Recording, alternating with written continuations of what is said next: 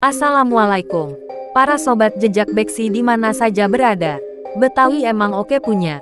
Kali ini jejak beksi akan mengulas tentang silat cacak lembang. Main pukul orang Betawi Pondok Labu. Semoga makin menambah wawasan dan pengetahuan sobat semua. Cekidot. Berbagai aliran silat Betawi terus dilestarikan. Salah satunya cacak lembang, yang merupakan aliran silat Betawi asli dari Pondok Labu, Cilandak, Jakarta Selatan.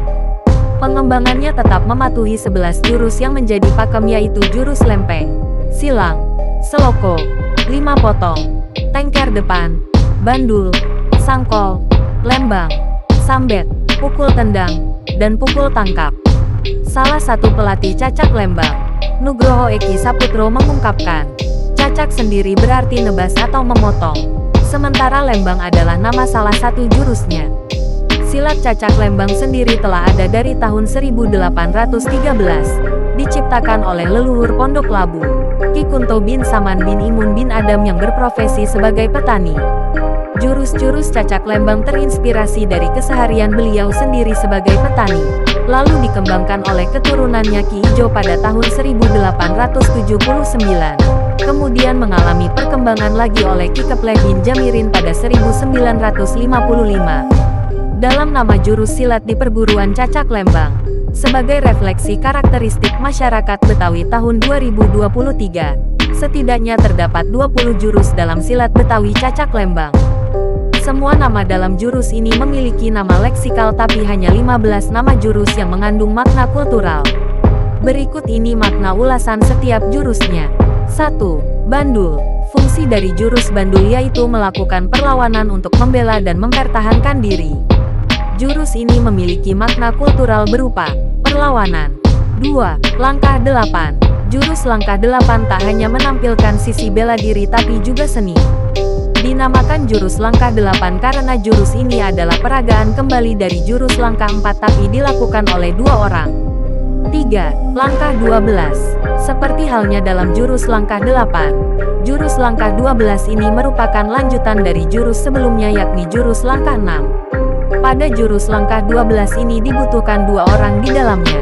Keduanya akan memulai gerakan dengan berjalan bersama dengan sikap yang sigap ke arah tengah. Lalu, mereka akan pindah posisi dengan cepat sembari saling menendang.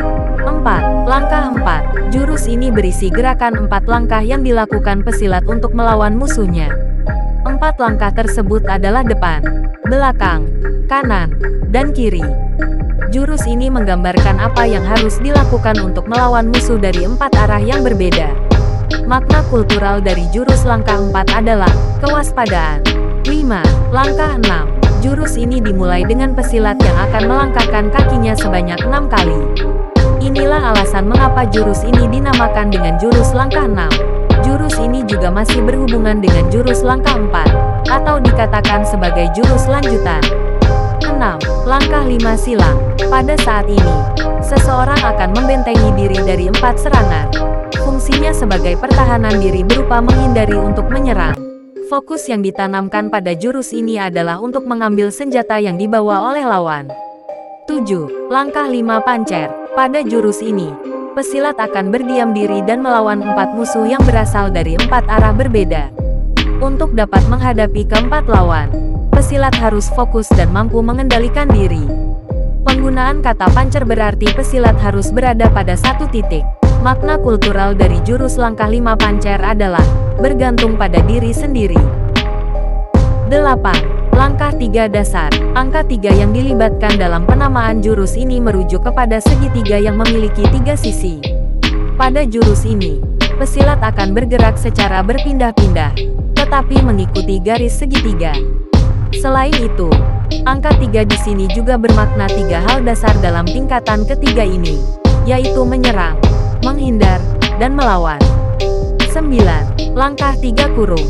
Sama seperti jurus-jurus sebelumnya yang memiliki jurus lanjutan, jurus langkah 3 kurung adalah jurus lanjutan dari jurus langkah 3 dasar. Pada jurus ini, tetap memiliki 3 hal dasar seperti jurus sebelumnya. Namun, terdapat penambahan kata kurung pada penamaan jurus ini. Kata kurung tersebut memiliki arti mengurung. Maksudnya pesilat akan berusaha mengurung musuhnya supaya tidak kabur. 10. Lembang. Jurus lembang ini adalah jurus pemungkas yang ada pada tingkat dasar perguruan ini. Hal ini berarti jurus ini merupakan jurus perusak atau penghancur yang mematikan. Gerakan pada jurus ini difokuskan pada gerakan tangan. Tangan akan bergerak seperti mencacak atau menyabet tanaman lembang. Pada jurus ini, gerakan tangan sangat diandalkan. Kekuatan dari gerakan tangan harus selalu dijaga dan diasah setiap harinya. 11. Lempeng. Jurus ini merupakan gerakan pukulan yang dilakukan sembari melangkah ke depan. Gerak dari pukulan dan langkah kaki harus dilakukan secara lurus sejajar dengan arah pandangan mata yang melihat ke depan. Fungsi jurus ini adalah sebagai pertahanan diri dari musuh yang berasal dari arah depan. 12. Lompat seni. Gerakan yang ditonjolkan pada jurus ini adalah melompat dengan teknik yang digambarkan seperti lompatan burung bangau. Jurus ini digunakan untuk gerakan dalam tradisi palang pintu untuk acara penyambutan pengantin adat Betawi. 13. Pukul tangkap. Jurus ini masuk ke dalam jurus serangan. Sebab maksud utama dari jurus ini adalah menyerang lawannya. Gerakan pada jurus ini juga berfungsi untuk melatih keseimbangan tubuh dan kecepatan pukulan dari pesilat. Dalam penerapannya, jurus ini memiliki arti bahwa serangan lawan harus segera diakhiri. 14. Pukul tendang. Dinamakan pukul tendang karena ada salah satu gerakan di jurus ini yang menggunakan tendangan dan pukulan. Kedua gerakan tersebut harus dilakukan secara bersamaan.